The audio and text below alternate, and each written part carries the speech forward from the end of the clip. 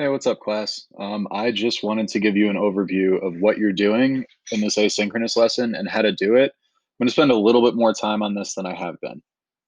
So this first slide, this is where this video is. Over here, these are some things that you're going to have to, slide 2 is things that you're going to have to do to be able to complete this lesson. Slide 3 is the objectives.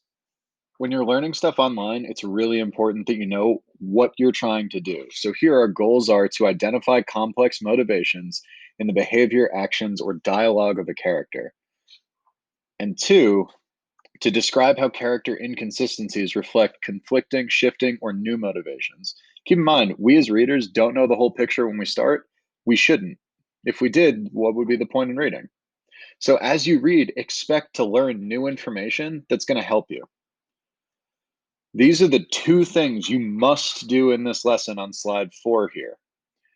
You must read the dialogue from Act 1 and be able to identify the character, setting, and conflict. That should take you about 40 minutes.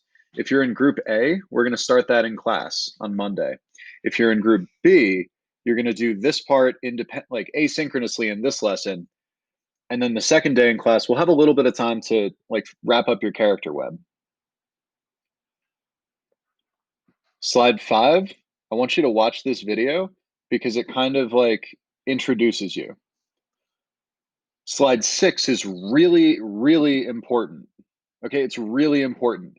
This is the lesson where I'm showing you how you do these, like how to do the annotations, right? These aren't complicated. I just want you to read, like, watch the video, okay? It's about 6.5 minutes long, but watch the video and I show you, like, one, some key points that you cannot miss in your reading of Act 1, the dialogue, and 2, I'll show you examples of like where I notice the characters' motivations changing or shifting, and where I, as a reader, like pull in new information. Okay. If you're really struggling, like this will give you 3 to 5 examples of like the kind of stuff you should notice. Slide 7. Now it's time for you to get out your copy of the book.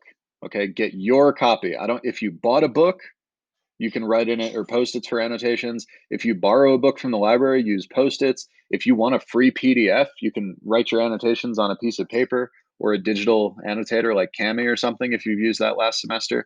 Or you can use Actively Learn. And if you just go to Actively Learn, like click the link here, it'll take you straight to like your Actively Learn page and you click on Act 1 of the Crucible. I hope that works. Slide 8 is this is your assignment. You must do this slide. You must do it. Okay. As a matter of fact, I'm going to add a stop sign here because you have to do this slide. Okay. You have to stop and do this. If you don't, you've missed the entire assignment or half of the asynchronous lesson. Okay. I want you to set this 35-minute timer. Okay. If you're struggling, I want you to watch this video if you need me to tell you what to do again, but you have to do this. Okay. Slide 9 is where you turn in those annotations. Slide 10, after you turn in the annotations, take a break. The second part of the asynchronous lesson, part 2, is where you're making a character web. So if you're in Group B, we're going to work on this in class when we're all together. Your web must include at least 5 characters, 8 connections between characters, and 4 connections between the relationship of the characters and the character's motivation.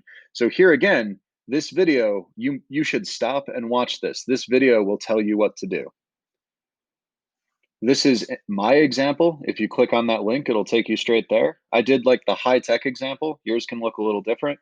This is a bad example that would get a D, okay? Here are 3 different options for doing the character web.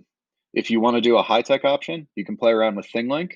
It's good. You preload an image, so I would find an image of the characters in the Crucible.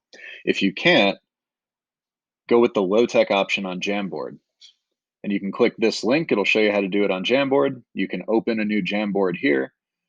And if you want to get fancy, if you want to like really make sure you've got this and you got some time to play, you download the image from Jamboard that you make, then you upload it to ThingLink, and then you can do a bunch of cool stuff with it.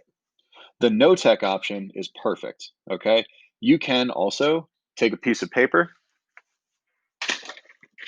such as this. This is what we used to use in the old days, although yours probably won't be pink. And you can just draw yours if you don't want to stare at a screen. That's totally fine, okay? All of them have the potential for getting you an A.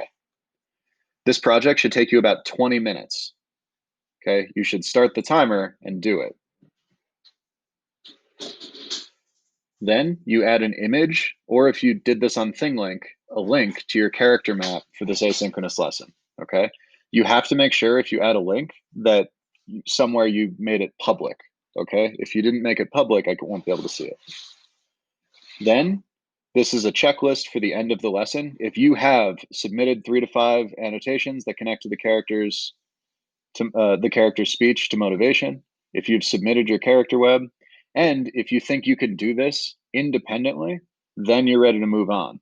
If you can't do it, if you haven't done this last one, shoot me a message on Google Chat. This is like a concluding lecture, and then, well, wait, no, I'll hide the, I'm really proud of the GIF at the end of this. So when you're done, you'll see on slide 20, the end.